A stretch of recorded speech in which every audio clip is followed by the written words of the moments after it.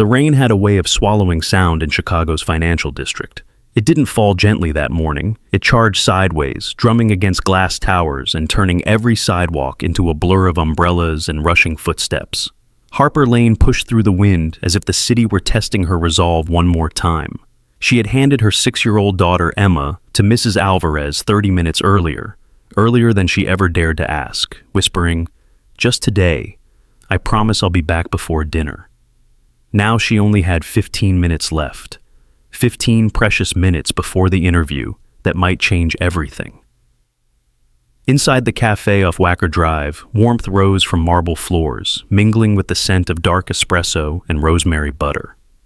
The morning rush had ended, but the room was still thick with the hum of people who lived inside calendars and deadlines.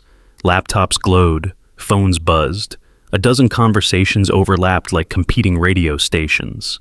Harper stepped in, hair damp from the sprint, blouse clinging lightly to her shoulders, laptop bag weighing more than its actual contents. She scanned the room. No empty tables, not even a stray stool at the bar. Of course, the one day she needed the world to cooperate. She clutched her old laptop tighter, the one with a hinge that squeaked when opened, and took a steadying breath. She couldn't afford to panic. She'd spent 3 years juggling online classes at midnight, freelance projects squeezed between part-time shifts, and the constant balancing act of raising a child alone. Today wasn't just another interview. Today was her chance to step into stability. For Emma, for herself, for the life she kept promising was coming. Her eyes drifted to the corner. A single man sat alone at a square table. Charcoal gray suit, posture straight, shoulders relaxed in a way that suggested he didn't have to rush for anyone. Before him sat a plate of untouched breakfast. Eggs cooling, toast losing its crisp. An open laptop blocked the opposite chair. It was the only available seat in the cafe. Harper inhaled sharply. She hated intruding, but she hated failing her daughter more. She walked toward him, careful, respectful, almost apologetic with each step. "Hi, excuse me." Her voice was soft, breathy from running. "I'm so sorry to bother you, but could I use this seat for just a few minutes? I have an interview soon and He looked up, and the rest of her sentence disappeared. His eyes were an unexpected color. Storm blue, sharp, but not unkind, like someone who had learned to listen before speaking. His expression revealed nothing, yet somehow felt as though he already knew the question she hadn't asked. His gaze lowered to her damp clothes, the laptop hugged to her chest, the nervous determination in her shoulders. His response was calm, measured, almost amused. "You can sit," he said, then added, "on one condition." Her heart stumbled. Condition?" He angled his head, studying her with quiet curiosity. "If you're going to borrow the chair, you have to tell me what you're preparing so intensely for. You walked in with purpose. I'm curious." Harper blinked. Of all conditions, she hadn't expected that. Well, it's a job interview." She gave a small laugh, embarrassed. "I'm trying to memorize a few last points." "Interview where?" he asked. Her instinct said to withhold details, but something about him, something steady, almost grounding, made honesty feel safe. "Colin Rowan," she admitted, "marketing strategist. It's a long shot, but it would change a lot for my family." The man's brow lifted slightly, though Harper couldn't tell what he was thinking. He closed the laptop blocking the chair and slid it aside, a silent invitation. Her time was ticking.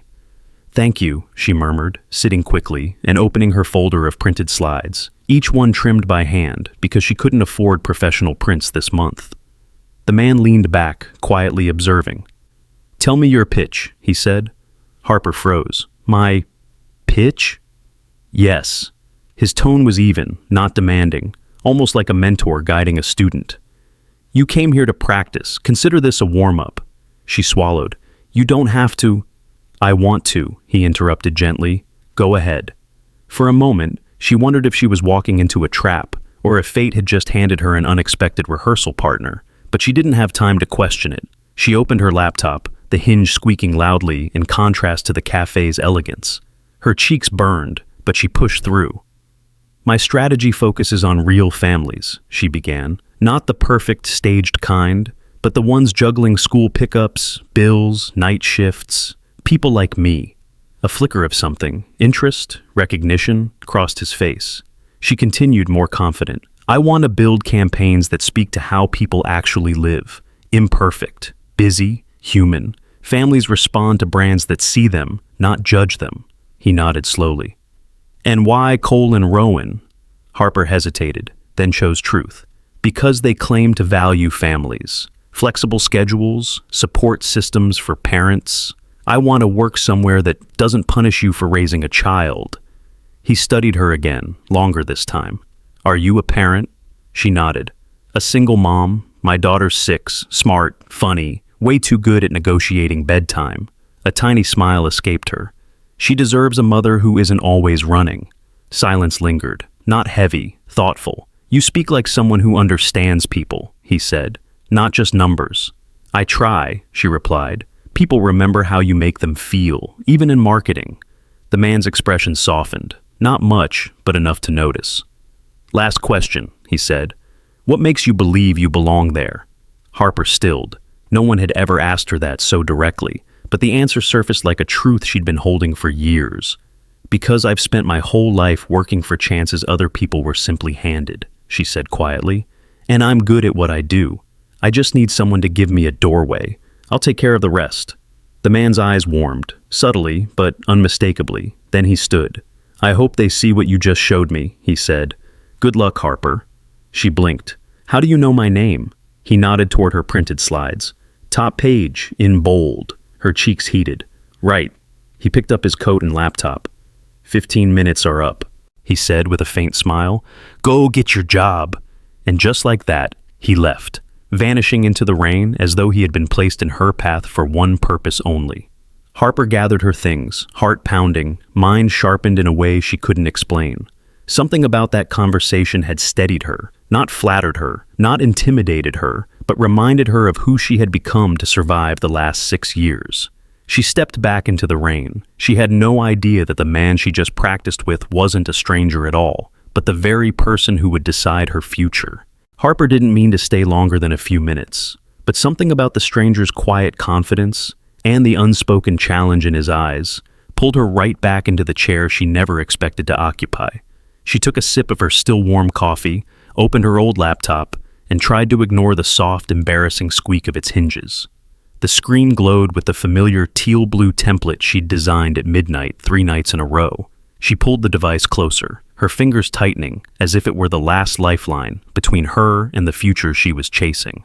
All right, she said, exhaling. You asked for my pitch. The man leaned back, one hand wrapped around his espresso cup, the other resting lightly on the table, as though he had all the time in the world. I did, he replied. Start wherever you like. Harper clicked into her first slide, a simple title page reading Marketing Real Families in Real Time, and felt her nerves straighten into something closer to purpose. It begins with honesty, she said. Most companies use picture-perfect families to sell products. Homes without clutter, kids without tantrums, parents without dark circles. A faint smile tugged at his mouth.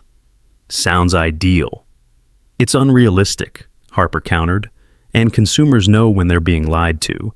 People connect with campaigns that understand their mess, not ones that try to paint it over. She clicked to the next slide. Bar graphs, heat maps, screenshots from community forums she'd studied at 2 a.m. while Emma slept on the couch behind her. These are real behavioral patterns, she continued. People don't shop by fantasy. They shop by routine, by exhaustion, by problem solving. If a brand can meet people where they already are, instead of asking them to imagine a version of life they don't live, trust forms naturally. And trust, the man murmured, is the currency. Harper blinked. Exactly. He leaned forward, elbows on the table now, the distance between them shrinking. What about cost? Honesty isn't always cheap, but authenticity is scalable, she replied without hesitation. Instead of massive productions, you spotlight real families, real spaces, real moments. You listen to behaviors instead of guessing them.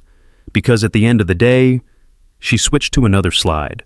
A simple sentence appeared. People respond to what feels true. Truth sells, she finished softly. The man's eyes sharpened, almost pleased. And how did you land on this angle? Harper hesitated. She hadn't planned to share more than the content itself, but the rain outside beat harder against the glass as if urging her to speak. "It's how I live," she said quietly. "I work late. I study late. I raise my daughter in between all of it. I don't have the luxury of pretending life looks like a brochure." A flicker crossed his expression, something like respect, something she wasn't used to receiving from strangers, especially ones in expensive suits. "So, you're a parent," he said. "A single parent," she corrected gently. "Emma's 6. She's the reason I'm applying to Cole and Rowan in the first place. They support working families, they offer flexibility, and I want Emma to see me somewhere stable."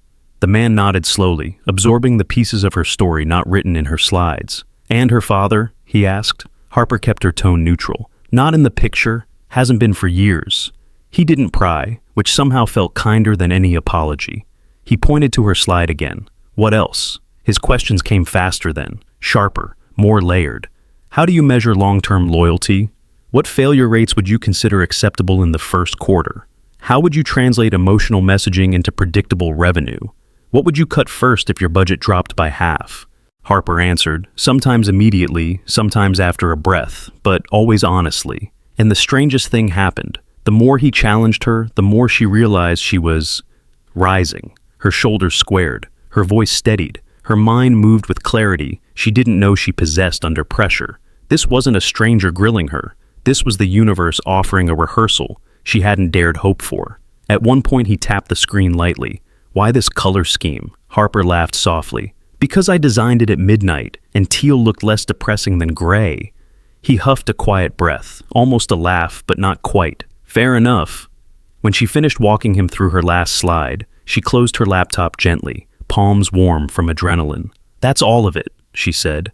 He regarded her for a long moment. Not the way men sometimes looked, judgmental, dismissive, distracted, but with real concentration, as if he were trying to understand every layer of who she was. "You're good at this," he said finally. Her cheeks warmed. "I try." "No," he said. "You understand people, data, patterns, motivation. You speak with purpose. That's rare." Harper didn't know how to respond. She wasn't used to being seen that clearly. She glanced at the cafe clock and jolted upright. "Oh no, my interview. I have 5 minutes to get there." She stood, fumbling to gather her folder and close her laptop. Her breath came faster as anxiety replaced inspiration. "I'm so sorry," she said. "I really have to run." He rose as well, calmer than someone had any right to be at 8:45 in the morning. "Harper." She froze. He looked at her with a softness that hadn't been there earlier. "Whatever happens," he said, "don't walk in thinking they're above you." Her pulse stuttered. "What do you mean?" He slipped his coat on. "Think of it as another conversation, like this one, not a test." "But this wasn't a test?" He finished with a faint smile. "Who said it wasn't?" Her breath hitched. "Was it?" He didn't answer, not directly.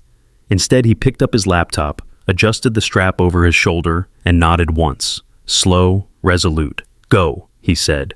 "Make them see what I just did." Before she could ask another question, he stepped toward the door, letting the rain swallow him whole. Harper stood there for a moment, heart pounding, mind spinning, wondering what exactly had just happened. Whatever it was, it felt like the beginning of something she didn't yet have a name for. She grabbed her bag, whispered, "Be brave, Harper," and ran into the rain.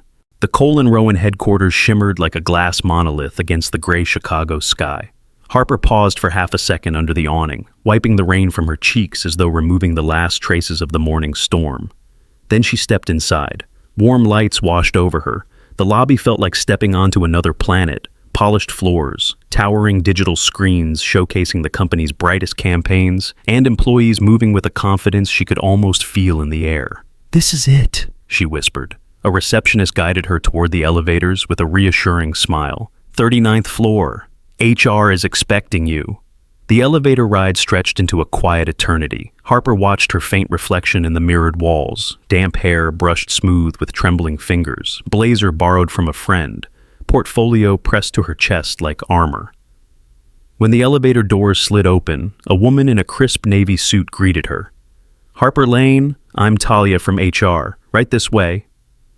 They walked down a pristine hallway lined with abstract art and floor-to-ceiling windows overlooking the river. Everything felt expensive, deliberate, impossibly far from the cramped apartment where she and Emma ate cereal for dinner twice a week. "You'll be meeting with the senior marketing panel," Talia explained. "They've reviewed your resume and look forward to your presentation." "Of course," Harper said, though her heartbeat thudded beneath her voice. Inside the conference room, 6 executives sat around a sleek table, tablets open, glasses of water placed neatly in front of them. At the head of the table sat an empty chair. Talia leaned close. "We're waiting for Mr. Cole. He joins final interviews personally." Harper nodded politely, though the words pricked her nerves. Mr. Cole, the CEO, the one who could decide her entire future with a single glance. She took her seat, tried not to fidget, tried not to replay the cafe conversation in her mind. She wondered what the CEO was like. Intimidating, probably. Older, maybe. Someone who never ate eggs alone in a cafe. Someone who... The door opened. The room shifted. Subtle, but unmistakable. Every executive stood. Harper turned. Her breath caught. It was him. The man from the cafe. The one who had grilled her on loyalty and cost structure while pretending to be nothing more than a curious stranger. He walked in with quiet authority, closing the door behind him. His gaze swept the room, calm and controlled, until it landed on her. No surprise, no apology, only recognition. Gentle, almost imperceptible. "Good morning," he said, voice steady. "Let's begin." Talia's tone became reverent. "Everyone, this is Adrian Cole, founder and CEO of Cole and Rowan." Harper's pulse pounded so loudly, she wondered if anyone else could hear it. He approached her first, extending his hand with the neutrality of a man offering no special treatment. "Ms. Lane," he said, "we meet again." His expression didn't waver, but there was a flicker in his eyes, something like quiet satisfaction. "Good morning," Harper managed. "Thank you for having me." He returned to the head of the table, sat, and intertwined his fingers. "I heard some of your thoughts on marketing earlier today," he said casually, "but perhaps we should hear them again, with everyone present." Murmurs rippled around the table. Harper straightened, inhaled, and opened her laptop. If he was testing her, again, she wouldn't fail. She began with context, outlining the realities modern families face. Her tone shifted between warmth and determination, as she explained how marketing must adapt to real life instead of airbrushed aspirations. She showed 2 case studies from her freelance work. Small clients, but real results. She shared the story of a nurse working night shifts, a delivery driver balancing 3 jobs, a single mom budgeting every paycheck. "These aren't edge cases," Harper said, tapping a bar graph. "They're the majority, and campaigns that honor their reality gain trust that money alone can't buy." The financial officer raised a brow. "And how would you measure your projected retention rate?" Harper answered clearly, using data she'd analyzed at 3 a.m. with Emma sleeping under her old knitted blanket. "And production cost? And scalability? And what if Q1 results underperform?" One question after another. Harper absorbed them, countered them, adapted mid-sentence when necessary. She spoke of pilot programs, testing phases, risk-mitigating strategies, long-term loyalty curves. She explained how authenticity doesn't require perfection, just consistency. Every response carried the calm confidence she had found in that cafe discussion. For the first time all morning, Adrian's expression softened. Not enough for others to notice, but enough for Harper to feel. When she concluded, a quiet settled over the room, not dismissive, but thoughtful. "Thank you, Ms. Lane," the operations director said. "Your perspective is refreshing." "Authentic," added the VP of brand.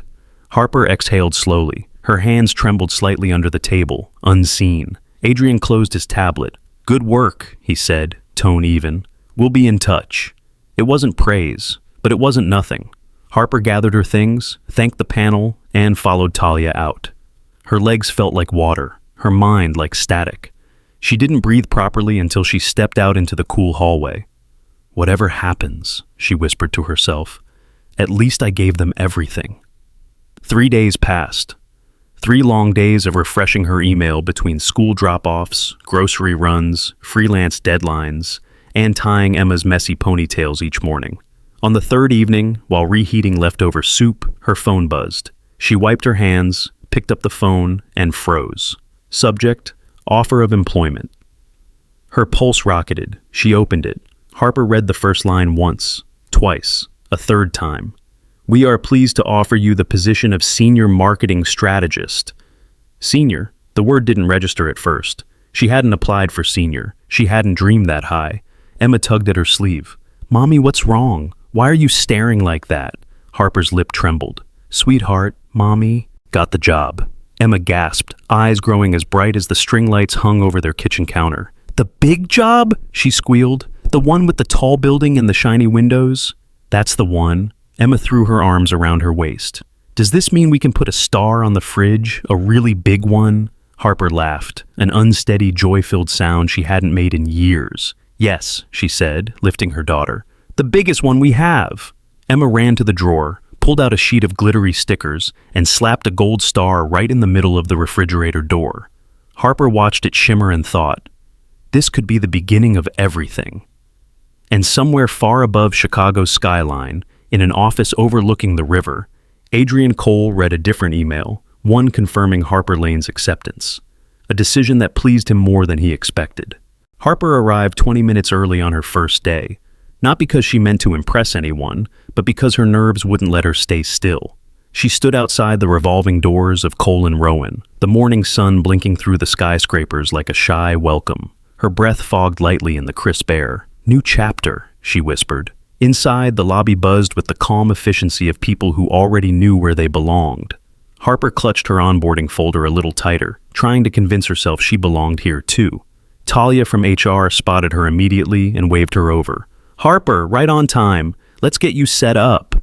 Paperwork, badges, software logins, everything moved quickly, like a conveyor belt designed to test her ability to absorb details before she'd even taken her coat off. Talia was warm and patient, the exact kind of person who made transitions feel less daunting. Finally, they walked toward the marketing floor. As the elevator opened, Harper felt the shift instantly. The atmosphere was different here, faster, sharper, charged with ambition. Young associates in sleek outfits moved between glass-walled meeting rooms. Digital screens on the walls flashed snippets of campaigns. The place smelled faintly of coffee and ideas. This will be your team, Talia said.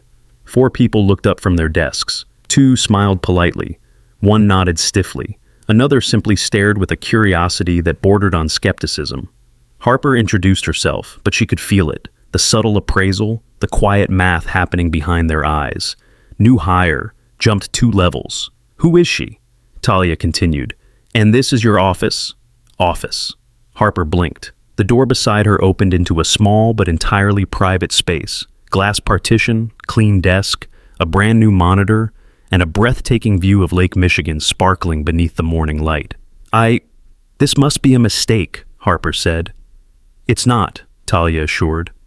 Senior strategists usually share space, but Mr. Cole requested an exception. She lowered her voice.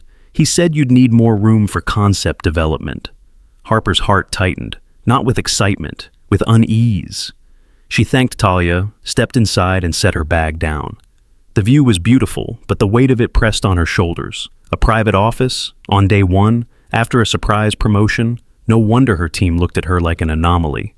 Marcus Reynolds, her direct supervisor, knocked lightly before entering. Mid-30s, sharp jawline, friendly but cautious demeanor.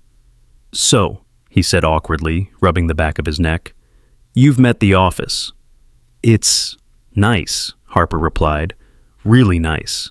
Marcus gave an apologetic half-smile. Full disclosure, this setup wasn't my idea. Someone higher up wanted you to have more autonomy. I figured you should know. The implication hovered between them like a shadow. Higher up. Harper forced a small nod. I appreciate the transparency. He glanced toward the hallway. You'll hear people talk. Don't take it personally. New faces and fast promotions make people curious.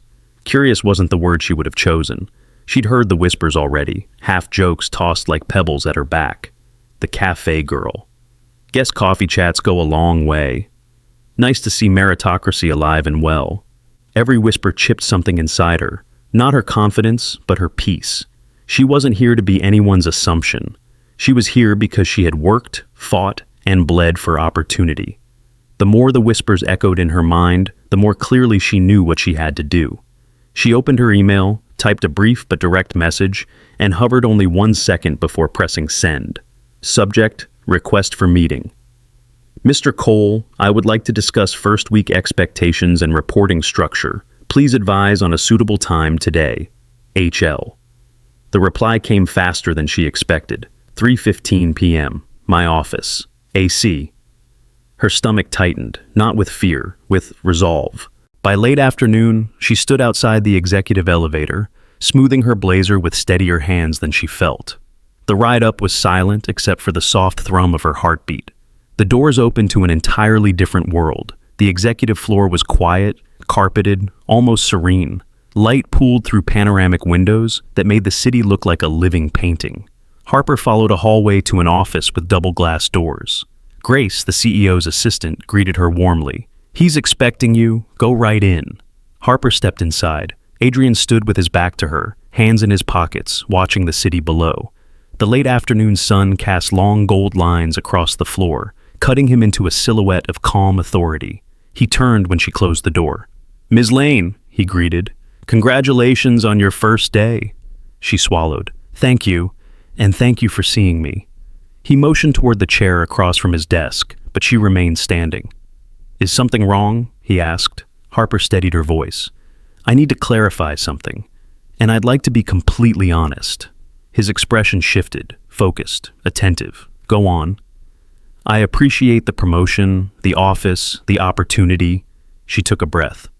But people are already talking about why I'm here, how quickly I moved up, and I don't want it to begin my career at this company under the impression that I'm someone's exception. Adrian didn't interrupt. He let the words settle in the room. She continued. I worked hard to get here. I want to be evaluated on the same grounds as everyone else. And if there's any special arrangement or personal favor being assumed, I want to correct it. For a moment, silence stretched between them. Then Adrian walked to the front of his desk, leaning against it with his arms crossed. Harper, he said quietly, what happened in that cafe wasn't favoritism. It was clarity. She frowned, unsure. He explained. You didn't know who I was, yet you spoke with intelligence, authenticity, and conviction. When I challenged you, you didn't fold. You think strategically under pressure. Most people don't. He let that sink in before adding, I made the recommendation to create space for your work because I expect a lot of it, not because of a conversation over breakfast. Harper exhaled slowly, tension unwinding, but not disappearing. What do you expect from me exactly? She asked. Adrian walked to his desk, retrieved a folder, and handed it to her. Project HomeSense, she read the label aloud. Our family-oriented product line, he said. It's underperforming. I want fresh eyes, unfiltered ideas, and yes, direct reports to me every 2 weeks. Her eyebrows lifted. Directly to you. Yes, if I'm going to give you a long runway, I want visibility. This is your chance to prove why I trusted my instinct. Harper closed the folder, pulse beating. Faster, not from fear this time, but from the spark of challenge. I'll do my best, she said. Adrian's voice softened slightly. I'm counting on it. For the first time that day, Harper felt steady again, grounded, purposeful. She shook his hand, firm and sure. See you in 2 weeks, she said. As she left the office, her reflection caught in the glass wall looked different. Not smaller than the company, not swallowed by the whispers, but ready. Ready to prove every doubt wrong and every instinct right. The next weeks unfolded like a long exhale. Harper didn't realize she'd been holding for years. For the first time in her adult life, she wasn't just surviving, she was building. Every morning she arrived at Cole & Rowan before most of the team. She brewed her own coffee, opened her binder of research, and dove headfirst into Project HomeSense. What had once been an underperforming division, overlooked, outdated, and full of assumptions, became her territory to transform.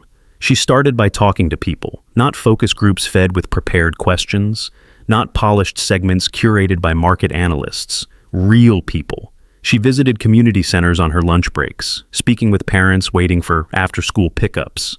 She joined online parent groups, forums full of chaos, humor, exhaustion, and brutally honest opinions. She interviewed shift workers grabbing dinner at 10 p.m., showing her their crumpled grocery lists and talking about what brands felt like a friend and which ones felt like another bill. Even on nights when she was tired, Harper made the extra stop at her neighborhood grocery store and approached mothers comparing brands in the cleaning aisle. "Which one do you actually trust?" she'd ask. Most of them laughed, surprised someone cared about honesty more than sales. Then she listened, patiently, carefully, collecting truths like puzzle pieces. She turned those insights into sketches, storyboards drawn on sticky notes, rewritten, scratched out, taped back together. She pinned photos of real families on her office wall, not models holding choreographed smiles. When she finally presented her early concepts to the product developers, one of them whispered, "No one has ever described our customers like this." It wasn't praise Harper sought. It was connection. Her weekly check-ins with Adrian evolved, almost without her noticing. The first few meetings had been stiff, structured presentations, rigid bullet points, guarded tones. Adrian challenged everything, questioning numbers, timelines, and assumptions with surgical precision. But as the project deepened, something shifted. One Tuesday afternoon, as she laid out the findings from a 2-week pilot campaign, Adrian leaned forward, bracing his forearms on the table. "So, you're telling me parents want imperfection?" "Not imperfection," Harper countered. "Recognition. If you show them a family with a kitchen spotless enough to eat off the floor, they'll scroll right past. They don't see themselves in that. And you think mess sells." She shrugged lightly. "Real sells." He considered that, then nodded slowly. "You might be right." Another day, while reviewing her timeline, he tapped at the margin and said, "You underestimated this phase. And you underestimated their skepticism," Harper replied. He smiled, not a big smile, just enough to crease the corner of his mouth. "Fair point." Their exchanges became a dance of challenge and curiosity. He pushed her to defend her decisions. She pushed him to rethink what it meant to serve families. Sometimes they disagreed, sometimes they found unexpected common ground, but always they walked out of the meetings with a mutual respect that grew thicker each week.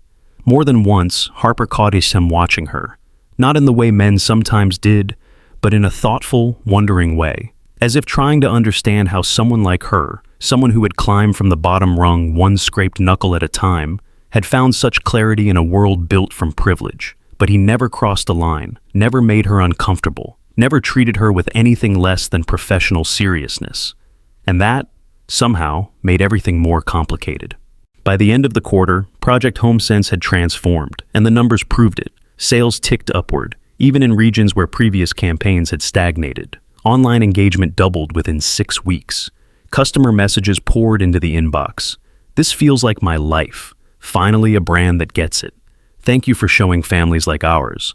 Harper looked at the dashboards late one night, the glow of the monitor reflecting in her tired eyes. She didn't need applause. Seeing the line climb, knowing she had made something resonate, was enough.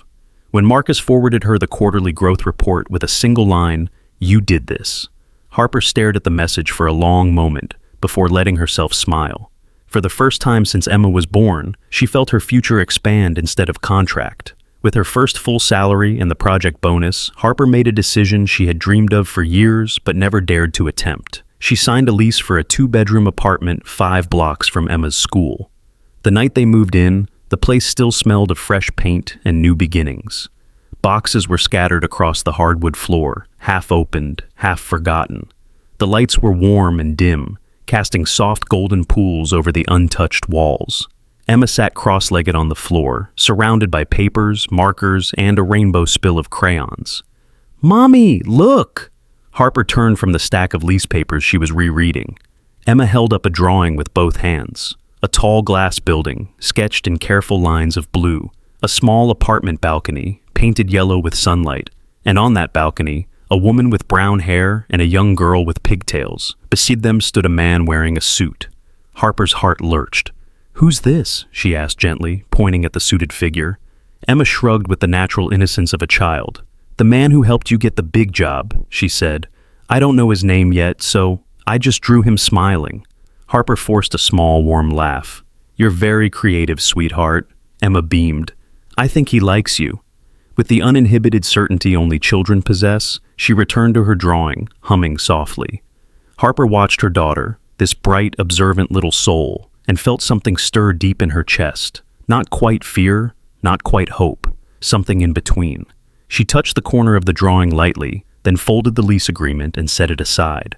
Outside the window, the lake shimmered in the fading evening light. Inside, Emma scribbled stars across the sky of her drawing, and Harper wondered, for the first time in a long time, whether life was finally shifting towards something more than survival, something she hadn't dared chase, something she wasn't sure she deserved. Yet, here it was, quiet, steady, waiting at her doorstep. Cole & Rowan's Winter Gala was the kind of event people whispered about weeks in advance. An invitation-only celebration at the historic Lorne Museum, a century-old building wrapped in stone columns and ivy, where marble floors caught candlelight like water. It was where the company's most influential leaders, partners, and top clients gathered each December. And this year, for the first time, Harper Lane was on the list. She received the email during a Tuesday meeting. It appeared quietly among her notifications, almost shy about the importance it carried. "You are invited to the annual Winter Gala." She reread the message twice, her pulse skipping with both excitement and disbelief. Attending the gala meant more than dressing up, more than mingling with executives who shaped entire industries. It meant recognition, presence, being seen as a part of Cole & Rowan's future, not just a temporary newcomer. But reality crashed back just as quickly. Her babysitter, the only person she trusted with Emma, was going out of town for the holidays, and Emma, sweet and curious and talkative, was only 6.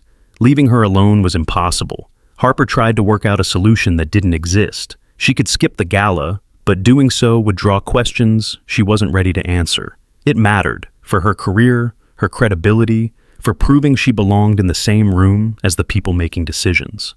That afternoon, Marcus stopped by her office to go over the latest HomeSense engagement report. As they wrapped up, Harper exhaled, heavy. "Can I ask you something?" she said. "Of course." "If you were invited to the gala and your babysitter canceled, what would you do?" Marcus blinked, then laughed quietly. "I'd panic first." "Already done," Harper sighed. His expression softened. "Actually, some leaders do bring their kids. Not many, but a few. If you ask permission through the coordinator, they can arrange something. It wouldn't be strange." Harper chewed her lip. "Are you sure?" "Completely." He hesitated. "And for what it's worth, you should be there, Harper. You earned it." The reassurance warmed something inside her. Still, she wasn't certain. 2 days later, during her weekly project review with Adrian, the conversation took an unexpected turn. They had been discussing consumer segmentation when Adrian glanced at her, noting the faint distraction she tried and failed to hide. "Something on your mind?" he asked. Harper offered a small, helpless smile. "Just logistics." "Of?" "The gala," she admitted. "I'm not sure I can make it. It depends on childcare. My sitter is away." Adrian studied her for a moment, thoughtful. "So if you can't find someone, you won't attend?" "I don't want to disrupt anything," she said lightly. "It's a formal event. It's not exactly designed for 6-year-olds with glitter hair clips." Adrian set down his pen. His tone shifted, not stern, but certain. "Harper," he said, "this company claims to be family-centered. If one of our strategic leads can't attend because she's a parent, then our values are meaningless." She blinked, startled by the firmness in his voice. "You should bring your daughter," he continued. "I'll have the event coordinator arrange a children's area near the courtyard. Something engaging, safe, supervised." "Are you sure?" Harper asked quietly. "Very sure," Adrian replied. "And if anyone questions it, they can talk to me." Her breath caught, not because of the invitation, but because she realized he wasn't protecting her. He was protecting the principal. She nodded slowly. "All right, I'll bring Emma." For the first time, Adrian smiled, small, genuine, almost relieved. Good. The evening of the gala arrived wrapped in December chill. The Lorne Museum glowed under strings of warm lights that draped across its courtyard like soft constellations. Valets opened doors. Guests stepped out in suits and shimmering dresses. Soft classical music spilled from inside the museum, carried by the winter air. Harper stepped out of the taxi with Emma's hand in hers. Her black dress was simple but elegant, chosen from a consignment boutique after 3 trips and 1 very supportive saleswoman. Emma wore a pale yellow dress dusted with tiny flowers, her hair clipped back with 2 star-shaped pins she insisted were for good luck. Emma looked up at the dazzling entrance. "Mommy," she whispered, "is this a castle?" "Something like that," Harper laughed. Inside, the museum was transformed. Evergreen trees lined the halls, dotted with candles. A quartet played near a fountain. Tables glimmered beneath golden lanterns. Near the center stood a children's corner, small easels, colored pencils, soft seating, and a caretaker ready with a bright smile. Harper exhaled in relief. "Go have fun, sweetheart." Emma hugged her waist tight, then skipped toward the art corner, already reaching for a box of pencils. Harper took one step into the main hall and froze. Adrian had just walked in from the other side of the room. He wore a black tuxedo tailored with precision that bordered on myth. The crowd seemed to part naturally around him, but his eyes weren't on anyone else. They found her instantly. He moved toward her with calm, measured steps, a slight lift at the corner of his mouth, warmer than she'd ever seen in the office. "Harper," he said, and the sound of her first name on his lips, in public, surprised her. "Good evening," she replied, steadying her voice. "You look, He paused, choosing his words with care. "Like someone who belongs here?" Harper's cheeks warmed. "Thank you." "And Emma?" he asked. "In the children's corner. She's already making herself at home." Adrian nodded, scanning the room briefly before asking, "May I meet her?" Harper blinked. "You want to?" "Of course." They walked together toward the children's corner. Emma looked up from her drawing just as they arrived, her eyes bright. "Hi, Mommy. I drew our new apartment." She held up the page proudly. There it was again. The tall glass building, their balcony, two stick figures, herself and Harper, and a third figure in a suit. Harper's heart skipped. Adrian crouched down, bringing himself to Emma's height. "That's quite the view," he said. Emma studied him seriously, the way only little kids can. "Are you the man from Mommy's work?" Adrian smiled gently. "I am." "You have a very tall building," she announced. "I do," he replied, matching her tone with respect. "And your drawing of it is excellent. May I see the rest?" Emma nodded eagerly and began walking, him through every detail, every window, every tree, every swirl of the lake. Harper watched as Adrian listened, really listened, kneeling on the marble floor in an immaculate tuxedo, not once checking the time or looking over her daughter's head.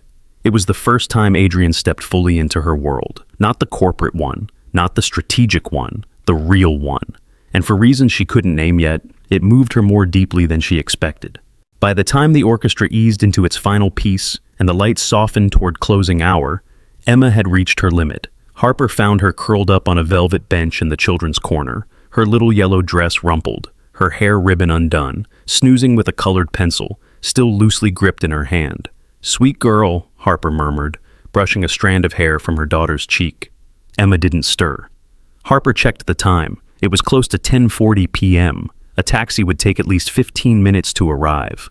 The wind had picked up outside, rattling the museum doors with crisp December cold. She hated the idea of waking Emma for a long wait on stone steps. She was reaching for her phone when a calm voice spoke behind her. "Harper?" She turned. Patricia stood there, still elegant in her navy gown, hair pinned with the precision of someone born to navigate corporate events. "Heading out?" Patricia asked gently, eyes falling on the sleeping child. "Yes," Harper whispered. "I'm going to call a cab." "No need," Patricia said. "Mr. Cole already arranged transportation for you." Harper blinked, taken aback. "He did?" Patricia nodded.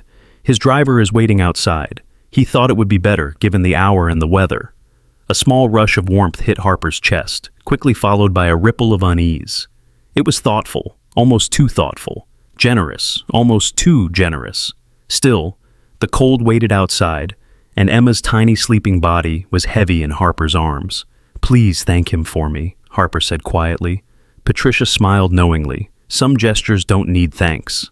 She left with that cryptic comment, disappearing into the crowd. The Bentley was warm, the leather soft enough that Emma melted instantly into Harper's side, her small head resting on her mother's shoulder. The city glowed outside, amber streetlights, shimmering reflections on the river, the blur of headlights slicing through the night. Halfway across the bridge, Emma stirred, blinking sleepily.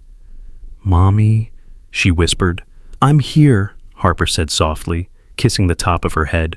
Emma's eyes were barely open when she mumbled, "The man with the tuxedo." "Mr. Cole?" Harper asked. Emma nodded, drifting. He looks at you like the princes in my storybooks. The ones who want to ask the princess something important. Harper's breath caught. Oh, sweetheart, she said, smoothing Emma's hair. You're dreaming. Emma hummed a tiny, already gone, her breathing deepening as the city lights flickered across her peaceful face. But the words lingered in the car like warm ember sparks, soft, innocent, and disarming. Harper turned her gaze to the window, her reflection faint against the dark glass. Buildings rushed past like silent witnesses. For the first time in a long while, she allowed herself to acknowledge the tangle in her heart. Admiration, respect, gratitude, something all too close to hope, and beneath it all, fear. Fear of being misunderstood, fear of wanting too much, fear of stepping into a world that had never been built for women who carried diaper bags and spreadsheets with equal weight. Still, when she remembered the way Adrian had looked at Emma, kneeling on museum marble without caring about the creases in his tuxedo, and how he listened with genuine interest, something loosened in her chest. She closed her eyes, letting the gentle sway of the car quiet her thoughts. Across the city, in a penthouse overlooking the lake, Adrian stood by the floor-to-ceiling windows, a glass of warm amber scotch in one hand and a piece of paper in the other, Emma's drawing.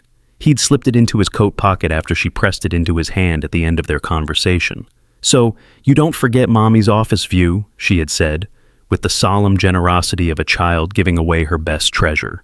Adrian held the drawing now under the soft glow of the lamp, the crooked lines, the unsteady coloring, the 3 stick figures, 2 with familiar brown hair, one wearing a clumsy scribbled suit. He had been to hundreds of black tie events, held thousands of meetings, approved billions in investments, but nothing in his 39 years had struck him with the simple sincerity of a child, hoping he wouldn't forget a view. He let out a breath, slow, heavier than he expected. He had spent years crafting distance, years hiding behind schedules, reports, and glass walls, years telling himself that personal attachments complicated business, and business was the only place he felt in control. Tonight, for the first time, he felt something else. A strange, quiet regret. Regret that the evening had ended. Regret that he didn't ask Harper one more question. Regret that he had to watch her walk away into a life that wasn't his. He set the drawing down and rubbed the bridge of his nose. It's nothing, he muttered to the empty room, but the hollow echo didn't agree. Monday morning broke open crisp and bright, but the mood inside Cole and Rowan shifted in a way Harper felt immediately. On her way to her office, she caught the tail end of a lowered conversation. Car waiting outside the museum. You know who paid for it? Guess she's already in the right circles. She pretended not to hear, pretended it didn't matter. But by mid-morning, the murmurs gathered volume, soft enough to deny, sharp enough to wound. The cafe girl is moving fast. Someone had an impressive +1 at the gala. Guess she's got a direct line upstairs. A few people simply stared at her with unreadable expressions. Some were wary, some resentful, some calculating, wondering what her presence meant for their place on the corporate ladder. Harper felt the weight of each glance, each whisper, each half-formed assumption. The very things she feared most, perceptions of favoritism, speculation about motives, were now circling her like shadows she couldn't shake. She sat in her office staring out toward Lake Michigan, the water glittering under the sun, like a promise she no longer felt certain she deserved. Emma's innocent words replayed in her mind, a prince looking at a princess. But real life wasn't a storybook, and Harper wasn't anyone's princess. She was a woman who had worked too hard, sacrificed too much, and climbed too far to let whispers rewrite her journey. Still, they stung. She closed her eyes, drew a long breath, and whispered to herself, "Prove them wrong." She didn't know then just how soon she'd get the chance. The news arrived on an otherwise ordinary Tuesday. Sunlight on the lake, keyboards clicking down the hall, the low hum of conversations drifting across the marketing floor. Harper was reviewing the latest conversion data when a light knock sounded on her open door. "Harper," Patricia said, stepping inside, but something was off. Her posture, her eyes, her tone. "Do you have a moment?" Harper immediately straightened. "Of course." Patricia closed the door quietly and sat down, smoothing the edge of her blazer as if preparing for impact. "There's something you need to know," she began. "It concerns tomorrow's board meeting." Harper's stomach tightened. Some members, Patricia continued carefully, specifically Leonard Briggs, feel the direct reporting structure between you and Adrian isn't ideal. Ideal, Harper repeated slowly. In what way? Patricia hesitated. They're calling it a structural imbalance. They claim quick promotions and access to the CEO for a new employee set a bad precedent. The words hit harder than she expected. They echoed every whisper she'd overheard the past week. So, they want to demote me? Harper asked quietly. No, Patricia said quickly. Not officially. They're proposing a marketing realignment. She used air quotes. That means your role would be placed under multiple layers again. No direct strategic involvement, no direct line to Adrian. A polite way of pushing her back down. Patricia's voice softened. This isn't about your performance. Everyone acknowledges your results, but they're worried about perception. Perception? Harper murmured. Rumors. Patricia didn't deny it. And Adrian? Harper asked. Does he know? He's in Frankfurt with the expansion team, Patricia said. He's not returning until tomorrow afternoon. The board meets in the morning. So, he wouldn't be there, and Leonard knew it. For a moment, Harper couldn't speak. 5 months of grinding effort, late nights after bedtime stories, weekends spent testing campaigns in grocery aisles and parenting forums, all of it threatened by politics she didn't create, conversations she wasn't part of, assumptions she couldn't control. She pressed her palm gently against her temple. This could undo everything, she whispered. Patricia's expression held sympathy, but also realism. You deserve fairness, Harper, but I thought you should know before it happens. Harper nodded numbly. Thank you for telling me. When Patricia left, silence settled like dust. Harper looked at the framed photo on her desk. Emma, in her new room, standing on her tiny desk chair, holding up a paper star she'd drawn herself. Her smile was bright enough to eclipse any doubt. Harper reached out, tracing the frame's edge with her thumb. No, she whispered. This is not how our story goes. That night, Harper stayed long after the office lights dimmed across the building. Most employees had gone home, leaving only the glow of cleaning carts and the distant hum of HVAC vents. Her small office, however, pulsed with energy. Charts spread across her desk, insights taped to the wall. A dozen browser tabs open, analytics dashboards, feedback forms, survey results. Emails from customers thanking the company for finally showing real families instead of perfect ones. She worked until her eyes burned, until her tablet felt heavy in her hands, until the city outside was nothing but a constellation of windows floating in the dark. But she wasn't assembling a defense. She was building a story told through numbers, yes, but numbers that had changed lives. Numbers that had given families solutions that made their days easier. Numbers that proved authenticity wasn't just good ethics, it was good business. When she finished the final slide, it was past midnight. She clicked save, leaned back in her chair, and breathed in. Not fear, not panic, resolve. No one gets to erase what I've done, she whispered into the empty room. Not gossip, not Leonard Briggs, not fear of the unexpected. Emma deserved a mother who didn't step aside when the room grew cold. Before sunrise, Harper stood outside the executive boardroom on the top floor. The hallway stretched out like an airport runway, polished floors, a panoramic window framing the pink morning sky over the lake, the city still stretching awake. Members of the board trickled in one by one, dressed in dark suits, carrying leather folios, murmuring greetings to each other. Harper held her tablet close to her chest, grounding herself with its weight. When Leonard Briggs turned the corner, his silver hair immaculate and his expression already sour, he paused mid-step. "Ms. Lane," he said, "what are you doing up here?" Harper met his eyes with steady calm. "I'm requesting 5 minutes to present the results of the Family Sense campaign." "This is a closed meeting," Leonard said sharply. "It concerns my division," Harper replied, unwavering. "I'm here as the strategist responsible for the numbers you're about to discuss." Leonard's jaw tightened. "This is highly irregular. So is restructuring a department without talking to the person who built it," she said simply. Behind Leonard, a few board members slowed, watching with mild curiosity. A couple exchanged glances, not unfriendly, just intrigued. Harper inhaled. "I'm not asking for special treatment," she continued. "Just 5 minutes. 5 minutes to present the data that represents not my feelings, not rumors, not perceptions, but real growth. Leonard exhaled sharply through his nose. This isn't how board relations work. Then we can start a new precedent today, Harper said quietly, one that honors transparency. A voice echoed from behind the glass door. Let her present. The head of product innovation stepped out, smiling politely. If she has data, we should hear it. Harper's breath wavered, not from fear, from the sudden realization that her voice mattered, more than she had dared to believe. Leonard glared, but the tide had shifted. 5 minutes, he snapped. Harper nodded once. 5 minutes is all I need. As she stepped past him toward the door, her heart beat like a drum in her ears. Not in panic, in purpose. Whatever happened next, she was walking into that room not as the Café girl, but as the strategist who earned her seat. One slide, one insight, one hard-won result at a time. Leonard Briggs was already drawing breath to shut her down, his mouth tightening, voice sharpening into that familiar, clipped condescension, when the elevator chimed.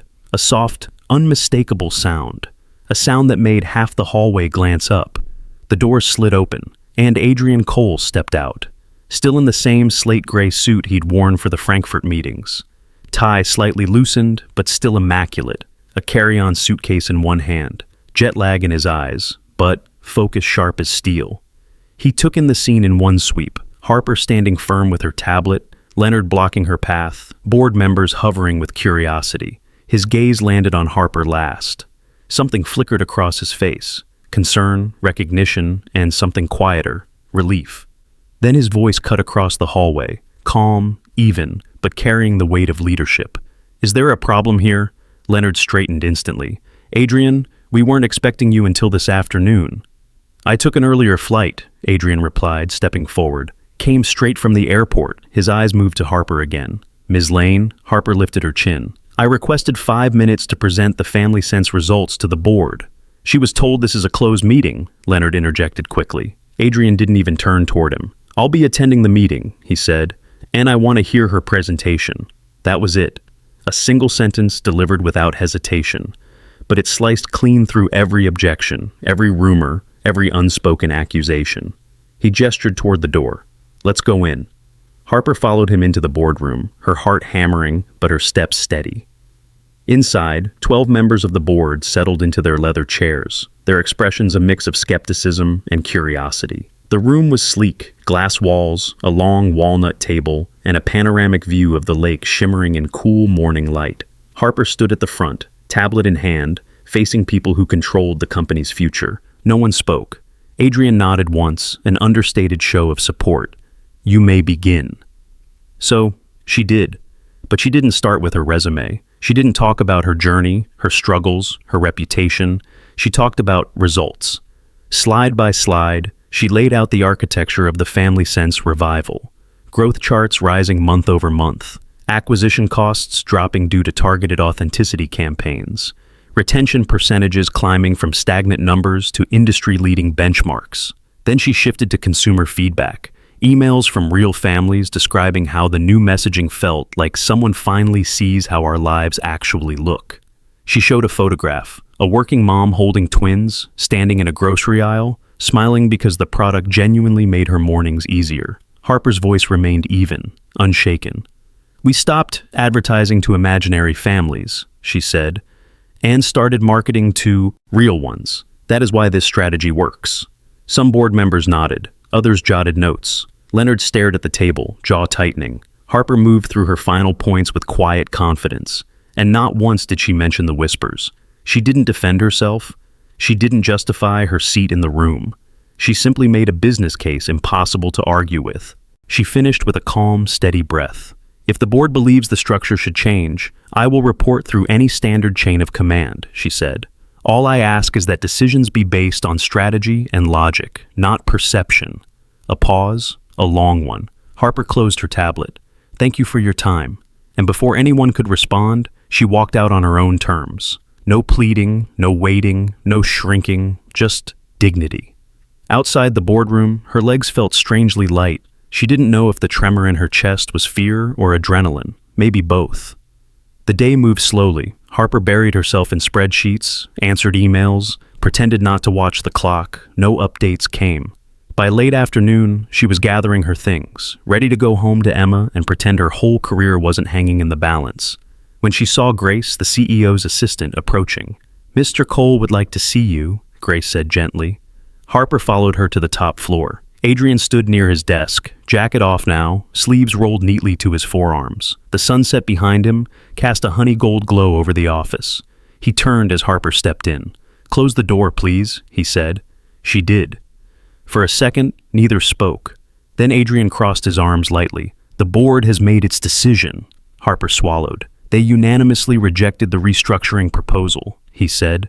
Her breath left her in a soft, stunned exhale. "They recognize the strength of your numbers, and," he added with a hint of a smile, "the strength of your argument." Relief washed through her, warm and dizzying, but Adrian wasn't finished. "The board also approved something else," he said. Harper blinked. "Something else?" "A new division," Adrian explained. "Family innovation, independent from the main marketing branch, focused on designing products and campaigns for modern households." He paused. "You will lead it." Harper went still. I don't understand." "You'll be executive director," Adrian continued, "with your own team, your own budget, full creative and operational autonomy." Her mind raced, stunned. Adrian, that's a massive responsibility. "It's one you've earned," he said quietly, "not because of any meeting we shared, not because of proximity, not even because of this morning." His gaze sharpened, voice soft but firm. "You earned it because you walked into that room alone and let your work speak louder than every rumor." Harper felt something tighten in her throat. Pride, gratitude, disbelief, all tangled. Adrian stepped closer, his tone gentler. "I could have defended you," he said, "but it wouldn't have convinced them the way your data did. You proved your value today. Not to me, but to the entire board." Harper held his gaze, the truth sinking in with gravity she hadn't expected. She had done it. Not by being brave for a moment, but by being brave consistently, relentlessly. "I don't know what to say," she whispered. "Say you'll lead the division," Adrian replied. A small breath escaped her, a laugh edged with emotion. "Yes," she said, "I'll lead it." Adrian's smile was subtle but unmistakably proud. "Good," he said. "Then let's build something remarkable."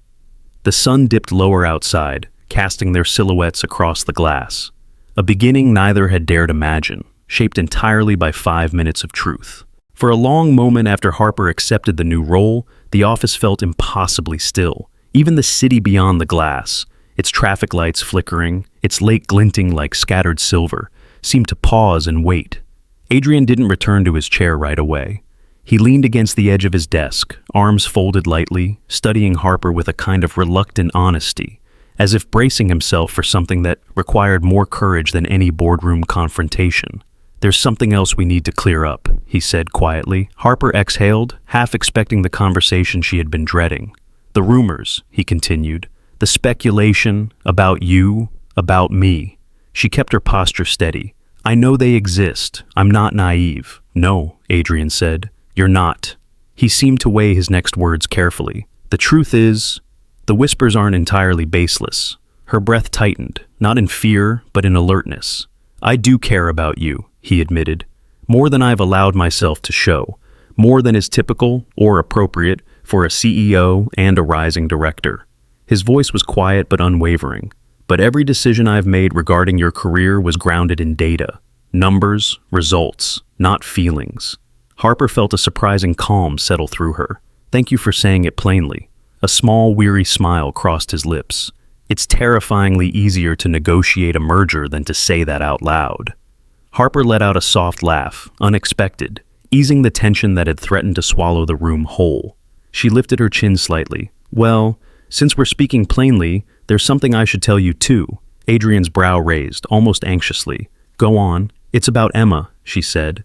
His eyes softened instantly. "At the gala," Harper continued, "on the ride home, she looked at me and whispered that you look at me the way the princes in her storybooks look at princesses before they do something romantic." A flush of startled amusement crossed his face.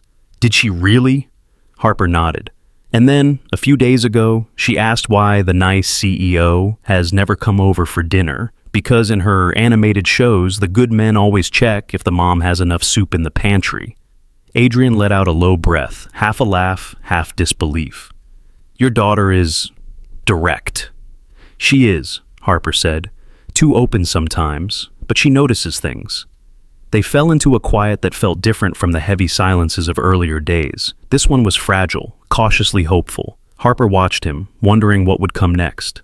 I'm not going to rush into anything, Adrian said finally. Not declarations, not promises, not fairy tales. I wouldn't want that, Harper replied honestly. What came next was something else, unrehearsed, gentle. But, he said, pushing away from the desk, there is something I would like to ask. Harper waited. There's a small cafe on Elm Street, he said. They make toasted brioche with soft eggs and lemon butter, better than the one you tried to finish on that rainy morning. A ripple of memory warmed her. A laptop shoved aside, raindrops running down the cafe windows, Adrian insisting she eat something because he hated wasting food. Are you asking me to go back there? Harper asked softly. Yes, he said. But not as CEO and subordinate, not as people dodging rumors or politics. He paused, his voice lowered. As a man who would like to know you, and your daughter, beyond the glass walls of this building. Harper's breath steadied, slow, deep. For years, her world had been an endless loop of bills, deadlines, daycare pickups, and survival. She hadn't made room for possibility, for connection, for anything that didn't fit inside a calendar alert. But now, standing in the office where her courage had reshaped her destiny, she realized something. She wasn't fragile anymore. She wasn't lost. She wasn't waiting for rescue. She was capable, grounded, steady, and ready for something real. Not a fairy tale, but a chance. I think, she said, meeting his eyes, we can start with dinner, the three of us. Adrian's smile, rare, unguarded, almost vulnerable, transformed his entire face. Tomorrow night, Harper nodded. Tomorrow works. He exhaled, not hiding his relief. Good, he whispered. The next evening unfolded under soft autumn winds. Harper held Emma's hand as they walked along Elm Street, the little girl skipping lightly beside her, her tiny braids bouncing with excitement. Do you think the CEO man will have crayons? Emma asked. Honey, it's a restaurant, Harper laughed. Not a playroom. Emma shrugged. Sometimes restaurants have crayons. Her simple certainty made Harper smile. The bell above the door chimed as they entered. Warm golden light bathed the cozy cafe. Wooden tables, old brick walls, the faint smell of brown sugar and melted butter. A violin track played quietly in the background. At a small table near the window sat Adrian, not in a suit, not in corporate armor, just a soft gray sweater, sleeves pushed up, a glass of water in front of him. When he saw them, he rose immediately. Hi, Harper, he said, and then knelt slightly to greet the smaller figure. Hi, Emma. Emma grinned. Do you have crayons? Adrian blinked, caught off guard, then nodded toward the table behind him, where a waiter was setting down a cup filled with colored pencils. I heard someone might want to draw. Emma gasped like he'd performed actual magic. Mommy, he knew. Harper shook her head gently, smiling. Of course he did. Emma scurried to the art supplies, instantly absorbed. Harper and Adrian exchanged a warm, knowing glance.